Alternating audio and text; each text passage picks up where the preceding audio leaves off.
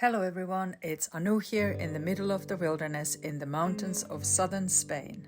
In this video you'll see some of the easiest and most beneficial plants to grow in your garden, while I harvest the seeds and leaves for various purposes, for food, medicine and a craft project I have in mind for winter. It was finally time to settle some of the summer plants, so I pruned back the peppers and aubergines. My plan is to overwinter these as perennials and see how they fare next year. So I cut down the basil completely.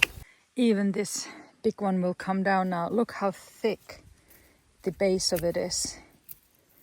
Just this one plant. It's very woody, very big, and very hard to cut. Well, not very hard, but it is kind of, you wouldn't think that of basil really.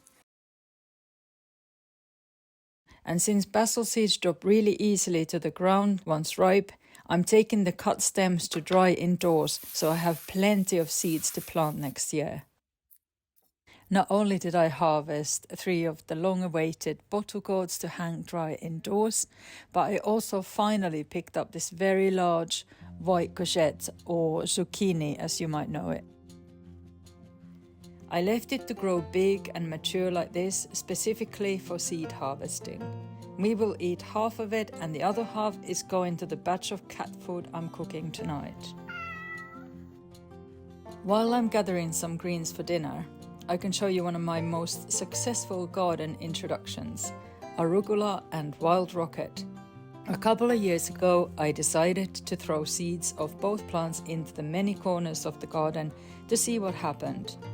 Now they're growing abundantly as edible ground cover and all over the terrace with no maintenance required. Both plants are part of the brassica family like mustards and cabbages and are identified by their 4-petaled flowers. Arugula is an annual and has white flowers and long fleshy pinnate leaves when mature. Wild or perennial wall rocket has yellow flowers and long, thinner pinnate leaves. As the name suggests, it is a perennial growing on roadsides and even on cracks of walls. In my garden, they will spread their seed freely along the footpaths and forgotten corners, giving us a regular supply of peppery leaves for salads and cooked dishes. Is everything magical suddenly? What's going on? Another footpath favorite here is plantain. I'm harvesting its leaves to dry and I pull out its seeds and throw them freely around the footpath in my garden as I want to encourage it to grow even more.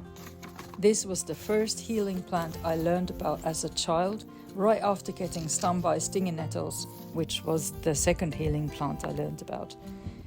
But both are very common European plants and they're such a big part of my plant family and why I introduced them into my garden. Plantain has so many health benefits and is safe to use on animals as well. I made a comprehensive video on its medicinal uses. I just added timestamps to the video as well, so you can skip to the relevant part to yourself. Come on. If you come here, I'll give you cuddles.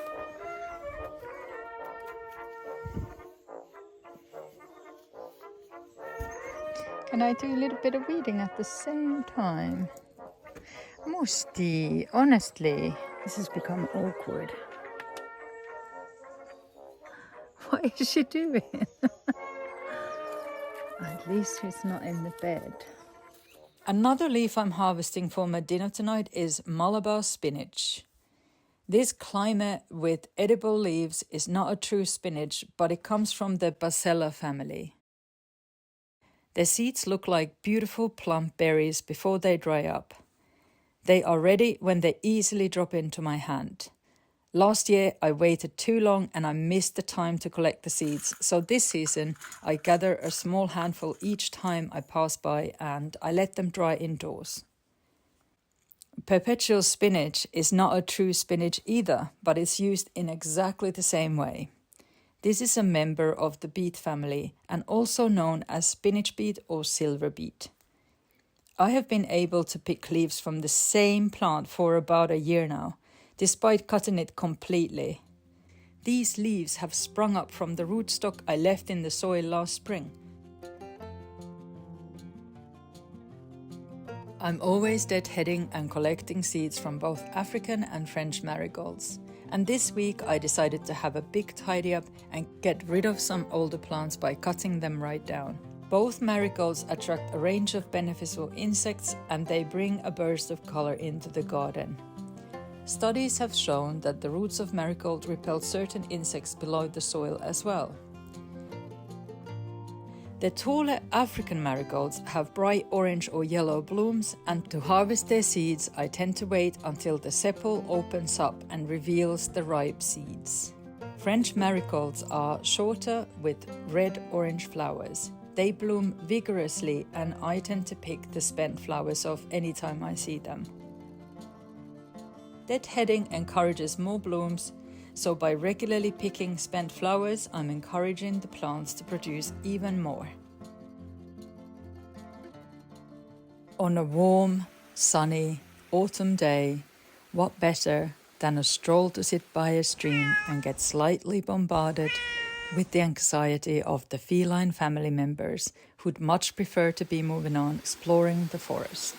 Hey Frank, this is weird to be by big water.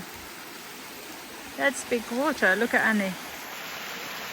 Look at Annie down there getting involved with the stick.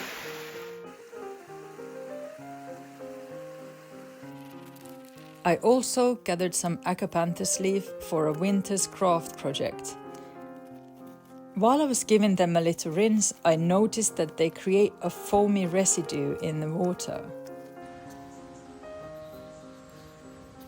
It's very soft and slimy.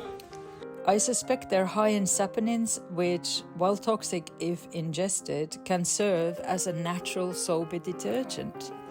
These leaves are leading me down another rabbit hole, so if you do know about this, please share your thoughts with me, as I'm very excited about this. Thanks for watching, and be sure to let me know how your own gardens are faring this season. I'd love to hear from you and know where you're watching from. Bye for now and happy gardening!